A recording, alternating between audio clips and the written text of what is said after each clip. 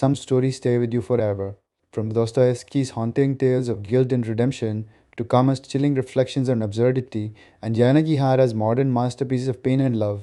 Here are top 5 classic psychological novels that dive deep into the human soul. Number 1, Crime and Punishment by Fyodor Dostoevsky, a psychological novel about a poor ex student in St. Petersburg who commits murder and struggles with guilt, morality, and redemption.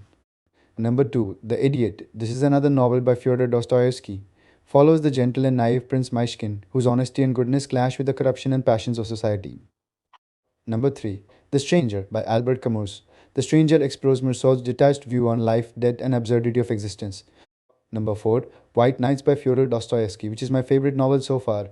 White Nights tells of a lonely dreamer navigating love, hope, and fleeting human connections.